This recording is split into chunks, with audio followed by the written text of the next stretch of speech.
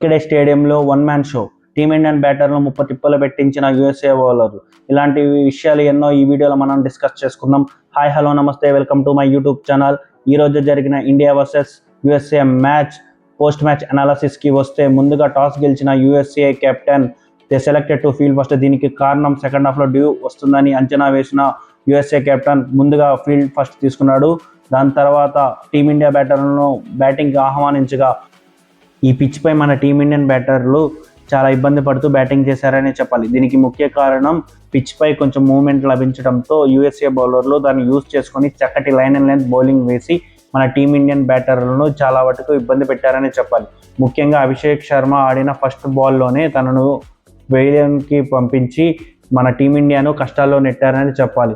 తర్వాత వచ్చిన తిలక్ వర్మ ఒక చక్కటి బౌండరీలు కొడుతూ స్కోరు పెంచుతూ ఉండగా, మరో ఎండ్లో ఇషాన్ కిషన్ మాత్రం చాలా స్ట్రగుల్ అవుతూ కనిపించాడు.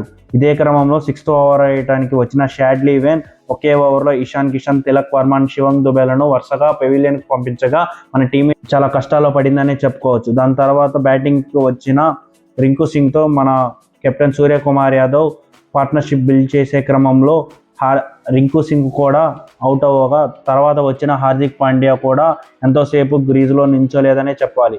తర్వాత వచ్చిన అక్షర్ పటేల్తో ఏదో మన సూర్యకుమార్ యాదవ్ చక్కటి భాగ్యస్వామాన్ని నెలకొల్పగా, ఇదే క్రమంలో స్కోర్ పెంచే క్రమంలో అక్షర్ పటేల్ కూడా క్యాచ్ ఇచ్చి పెవిలియన్కి వెళ్ళాడు. ఇంకా మన సూర్యకుమార్ యాదవ్ ఒక చక్కటి బౌండరీలు కొడుతూ స్కోరును ముందుకు సాగిస్తూ స్కోర్ని 160కి చేర్చగా, తాను ఒక్కడే ఈ యొక్క యూఎస్ఏ బౌలర్ను మంచిగా అడ్డు కట్ట వేశాడని చెప్పాలి. 162 పరుగుల లక్ష్యాన్ని సాధించడానికి బరిలో దిగిన యూఎస్ఏ బ్యాటర్లకు మాత్రం మన బౌలర్లు చుక్కలు చూపించారనే చెప్పాలి. హర్షదీప్ సింగ్ అండ్ సిరాజ్ మియా పవర్ ప్లేలో తమదైన బౌలింగ్ వేసి యూఎస్ఏ బ్యాటర్లను కట్టడి చేశారనే చెప్పాలి. ముఖ్యంగా వీరిరువురు కలిసి పవర్ ప్లేలో 31 రన్లు ఇచ్చి 3 వికెట్లు పడగొట్టగా, ఇంకా యూఎస్ఏ కష్టాల్లో పడిందని చెప్పాలి. దాని తర్వాత మన Indian spinners both Akshar Patel and Varun Chakravarthy చాలా చక్కగా బౌలింగ్ వేయడంతో యూఎస్ఏ బ్యాటర్లు మాత్రం వీరిద్దరిని పిక్ చేయడానికి చాలా ఇబ్బంది పడ్డారని చెప్పాలి.